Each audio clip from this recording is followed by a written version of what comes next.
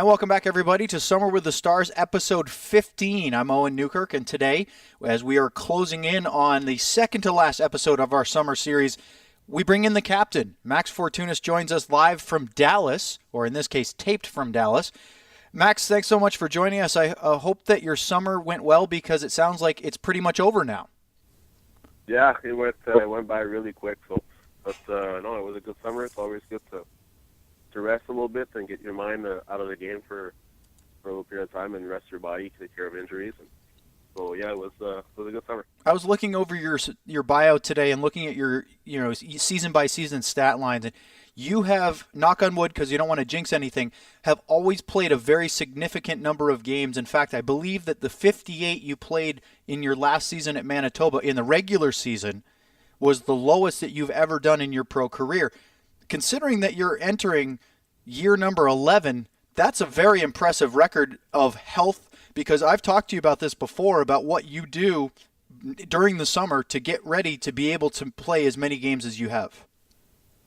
Yeah, working out is always a big part of the game right now, and I think as you get older, you kind of get to figure out that there's a lot of things that you have to take care of your body if you want to have a long career. And I've played with guys over the course of my career who've had long careers, and I kind of took from what they've done. So yeah, for me, making sure that I get in shape really good in training camp, and making sure that I take care of the body during the season is really important. So and I think that's what helped me.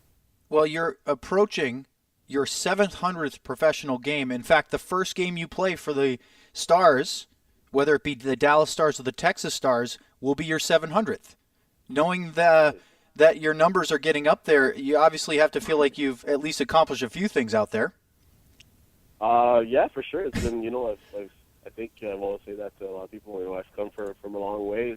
I don't think I've ever had anything really given to me. I had to work for everything I've got, and it's been hard, and it's still hard. Every year gets harder. You get more and more guys coming in to try and take your spot, and at the same time, I'm trying to take somebody else's spot, in the NHL somewhere, trying to get my chance too. So it's really important to make sure that when you come to camp that you're focused and that you get ready for what it's going. You gotta believe in your chance of making a team, even if it's whether it's in the NHL, the AHL, or wherever you're playing. As long as you believe in what you can do, good things are going to happen. You've signed a new contract with the Stars, a 2-year AHL deal with the Stars. On July 16th, we announced it officially. Can you talk a little bit about the process this summer of being a free agent and why you decided to sign with Texas for 2 seasons? Yeah, well, it was a hard summer. Hockey-wise, trying to make decisions. I didn't really know what I wanted to do at the beginning of summer, and I think I had options. I guess I could have went with other options, and it's I think our mindset as you get to the point where you're playing your career, where you have a family, and you have other things that surround your hockey life.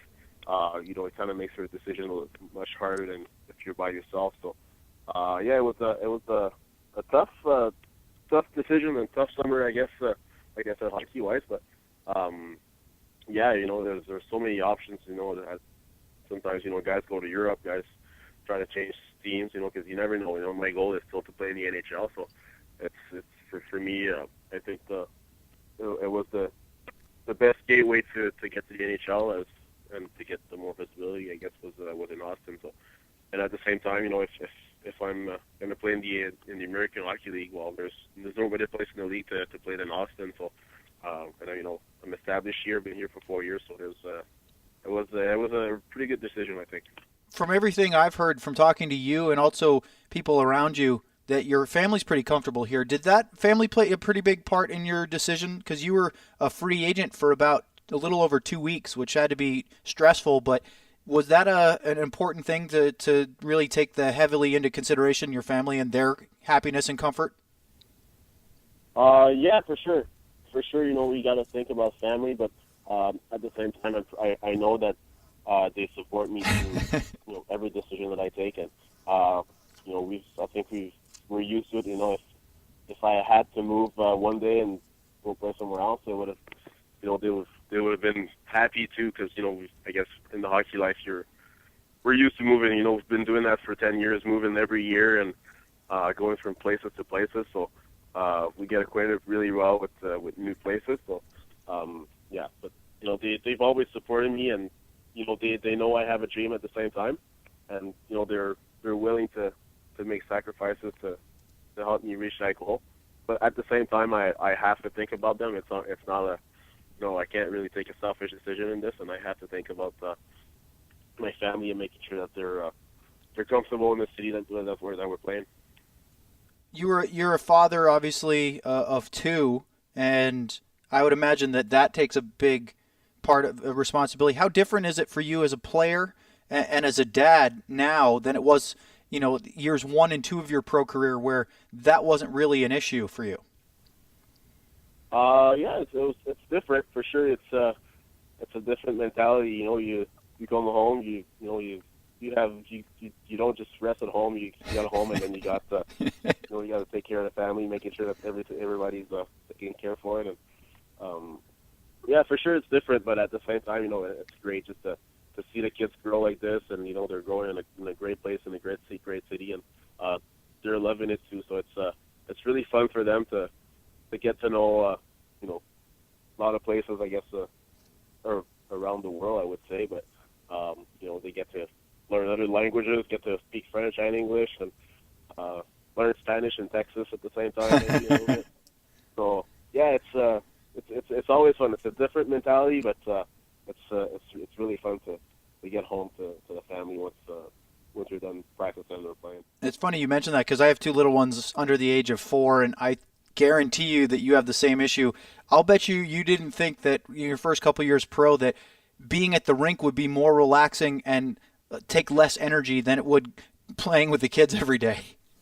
Yeah, exactly. Yeah, you have no idea how much work it is until you actually have kids on your own. So when they're somebody else's kids, you can play, and once they start crying, you can just dish them off a little bit to mom and dad.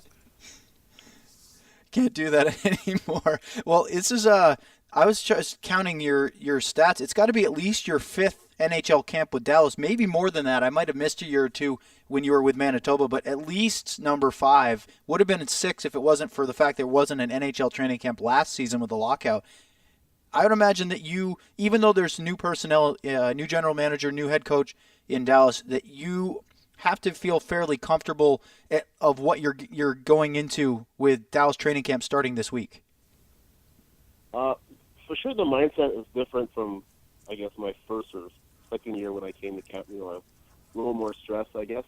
But at the same time, I would say this year I'm on an AHL contract, and my goal here is to get here and open up some eyes, and try to get an NHL contract with them. So there's still that stress factor that's always there, and you're trying to impress, and you're trying to compete with other guys that are here, and are trying to do the same thing. So there's I never let myself get too comfortable. I don't really like that. I like the little stress factor that comes with the game. So and I think it helps me grow in my game at the same time. You excited to skate to hit the ice with Sergei Gonchar, a guy who obviously very offensive defenseman for a number of years in the NHL, and certainly plays a similar style game to what you do.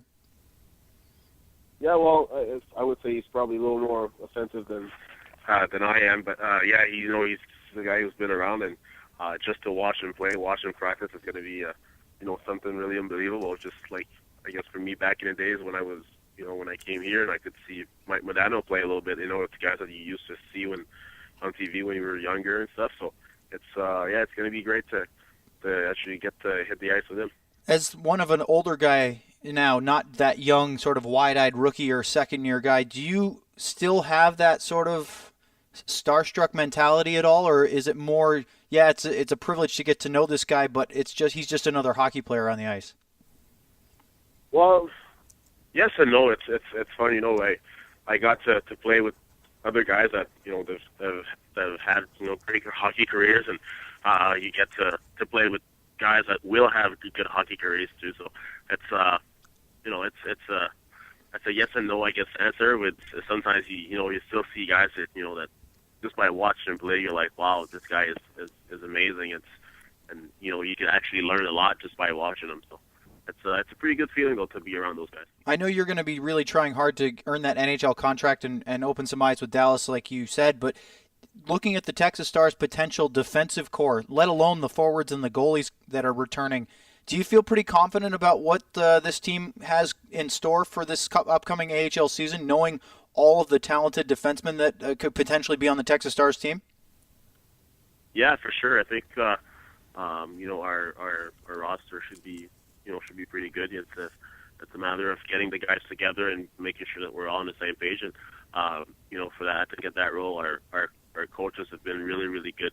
Especially last year, I think they did a really good job making sure that we were ready every game and that we were going hard in practices. And I've had a couple talks with the coach already in the last couple of weeks, and nothing's going to change for us. We have a mentality of winning, wanting to win every game, and we're going to do what it takes to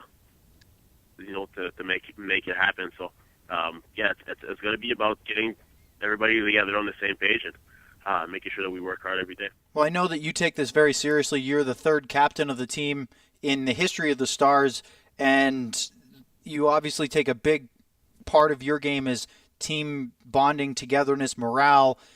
How important is it to have the kind of relationship with the coaching staff that you did last year? Because I've talked to Willie and Doug multiple times, and they keep talking about making sure that this is the players' team. It's not the coaches' team, but it's the players that take the real ownership of the team and the success that follows. Yeah, sure. It's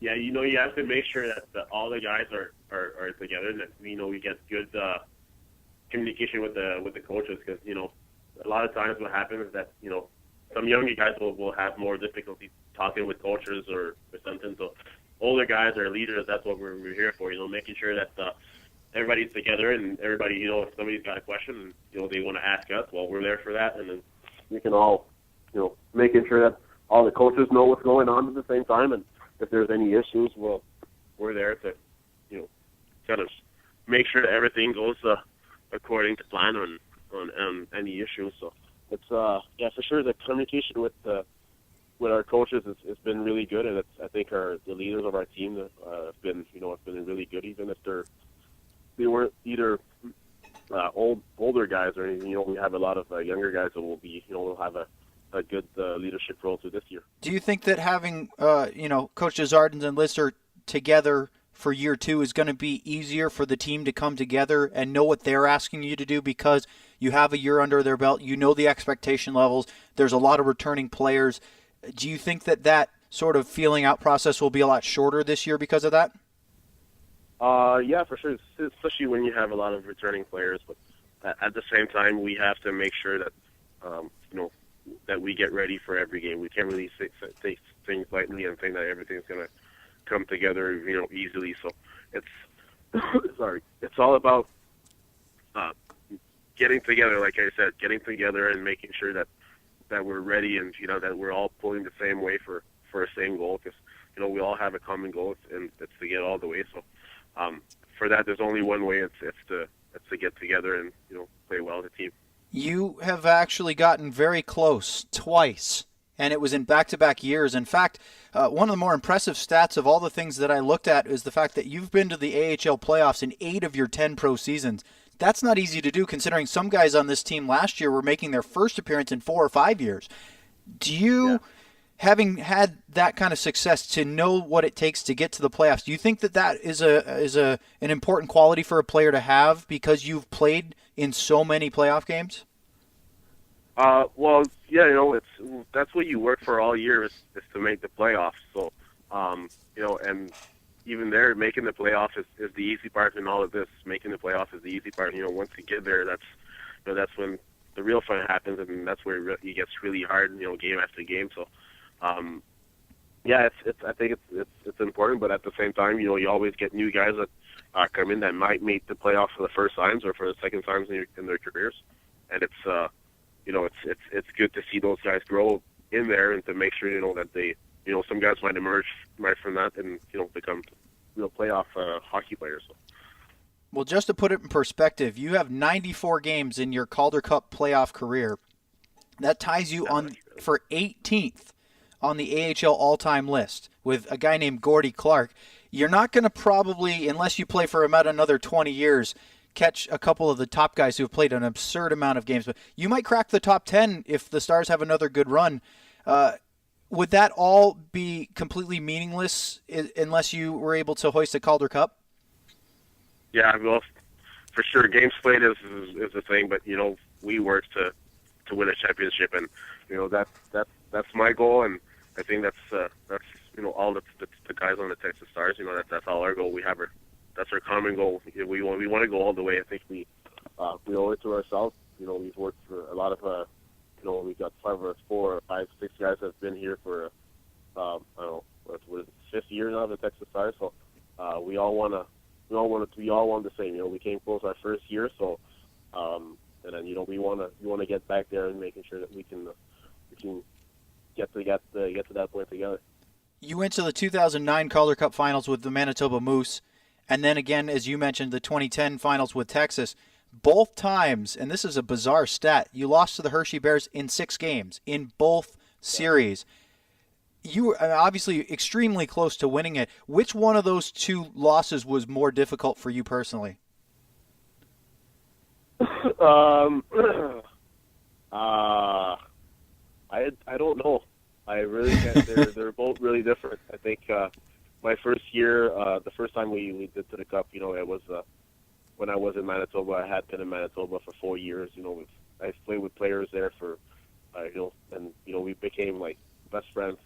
Some of my best friends in the hockey are guys that I played with in that Manitoba team, and we worked for 4 years exactly for to get to that point. It was a long process, and we made it there, and we came really, really close. So I guess it was a really hard feeling for us and for our families that had all been together for that much amount of time, and after that, the next year, once you see that you're getting there, because I think at first there's not a lot of people in the world that really believed that we could make it there.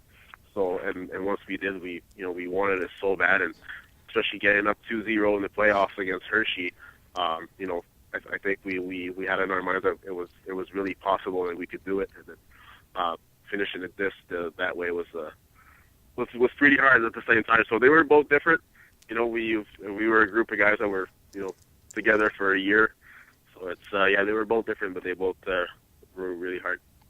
This is the 5th anniversary of the Texas Stars, their 5th season coming up here this year, and your name is all over the Stars record books for a number of things. You scored the first goal in team history back on October 2nd, 2009 at San Antonio. Power play goal with about 26 seconds left in the first period, a game the Stars ultimately lost, but then came back and won the next day. You're also have 311 total games played for Texas, 279 in the regular season, and one of only 3 players in team history to appear in all 39 of the team's playoff games. Out of all of that, is there any one game as a Texas Star that stands out to you more than the rest? Ooh. Wow. No, you know what? I try to take it game by game. For me, it's I don't really get stuck in what happened before. I like to think about what's going to happen next in the next game, and that's all I put my mind to. I don't really get back to games, but no, I couldn't really tell you. It's been a lot of games. So I couldn't tell you. It's probably one of Gazzy's fights that sticks in my mind. I would say, but I don't know. I couldn't tell you. I would wonder that maybe of all of those, that your first NHL game with against Detroit with Dallas, December 12th, 2009, is your first year with Texas. You make your NHL debut. You actually played 8 games that year. That has to be up there as some of your best games as a pro. Yeah, for sure. That one, for my first one, for sure was something unbelievable. You've worked so hard at that, for so many years. Your family's been there for you. My mom and dad and my brother have been, pushing me, not really pushing me, but really been with me for all my life, just to help me make it there. And once you actually make it there, and then playing against Detroit, which was one of my favorite teams when I was younger, was an amazing feeling with all the players that they had there. And the 8th game I played was I got the chance to play in Montreal, which is my hometown, so I got to play around in front of came to see me. So, that was up there for me. Especially it was a couple of days after the Haiti earthquake, and my family being from Haiti, they kind of had a big ceremony for myself and George Larac from Haitian descendants. So it was a pretty good feeling to have that too. You're known on a lighter side. You're known for being very good at getting the players together. Luke Gazdic, you keep mentioning, is one of those guys that everybody on the Stars keeps talking about it being phenomenal in the room, making sure that guys really get along together. There aren't a lot of these little groups or cliques that don't necessarily talk a lot together, but he kind of breaks down those barriers, and you're another of those guys.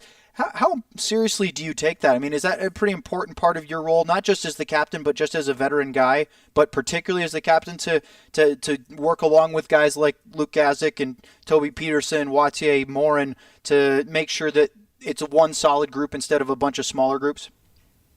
Yeah, for sure. We've always been that way, and all the teams I've played on before, have always tried to be that way. So I think I've been lucky to be on a lot of successful teams. And I've had the chance to play with Mike Keane, who's probably my idol right now. Now that I play with him, and he was the same way. He was always, making sure that everybody would be together, and nobody ever was left behind. And I'm trying to reproduce that, and a guy like Luke Gazdic is, he's got that in him too. So we're all about our team, and we know that that's what's gonna make us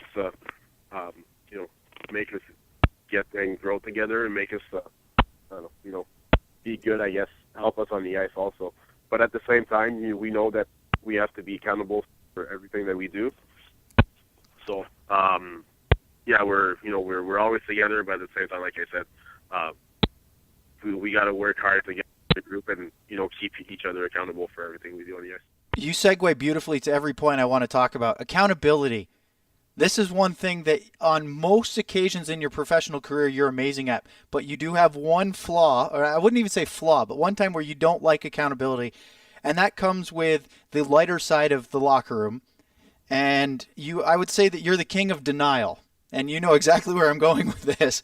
Mike Hedden, in an interview earlier this summer, Mike Hedden said that you are one of the, quote, biggest pranksters I've ever played with. It's not even worth it to get you back because you'll get him back way worse, beyond what he even thought was in the rules. And then he said, that's the thing about Max, you never really know if it was him. I have not done anything in the last 4 years. So. And then Travis Morin said, Max takes it to a whole another level. He's always on the prowl some way to get somebody, so you want to stay on his good side. I think, those guys that have been talking this way, I think, they're the ones who have actually done things and say that I've done it.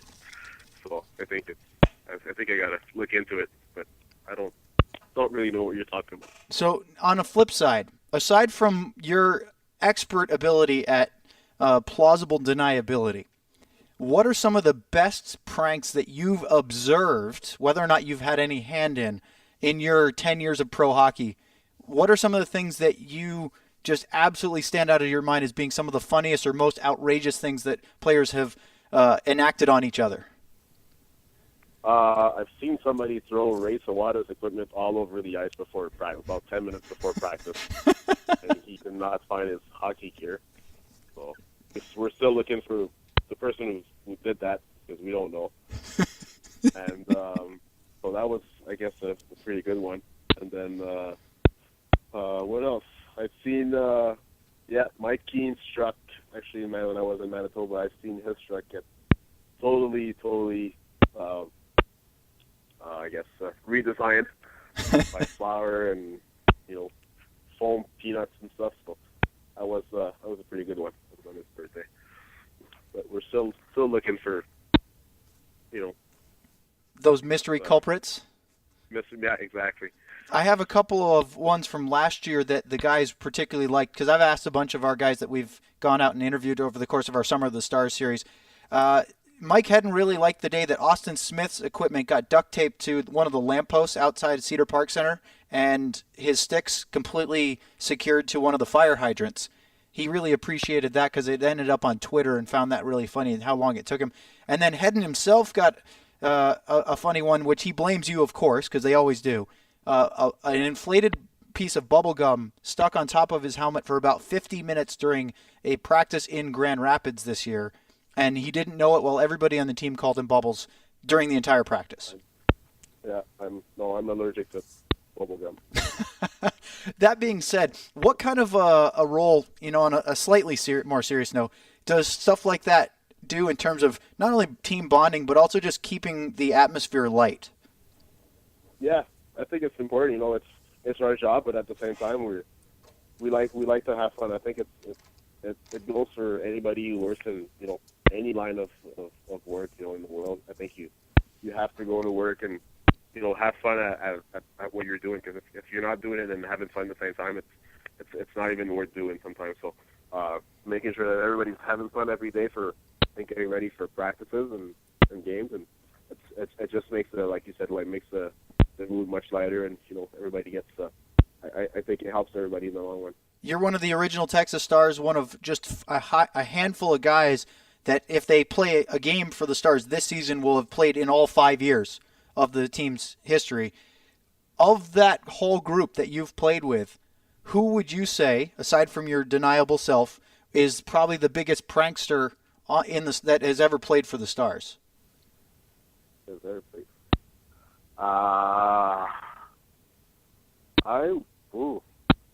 Good question. Probably, I don't know. I would say either Luke Yazlik or Travis Morin. Really? They're more of I think. Well, it's hard. I would have to. Yeah, it's hard. Morin said that he was pretty quiet. He doesn't like to get involved because it ends up coming back to bite him. Are you saying that he's pretty subtle in how he gets involved? Well, I don't know. I think he could be a quiet one. But I would have to think more about it. I couldn't give you a straightforward answer. So there's been a few. I think so. Yeah, Matt Stevenson that I remember too. He used to like it. So yeah, I think Matt Stevenson might be up there. Coming into this coming season, as we close on a little bit more of a serious related note, although it's kind of fun to talk about practical jokes and things, you have to feel pretty confident, not just in your own game, but also we talked about the defensive core, but you have the possibility of the top 4 goalies in the organization being Kari Lehtinen, Dan Ellis, Christopher Nilstorp, and Jack Campbell, not necessarily in that order.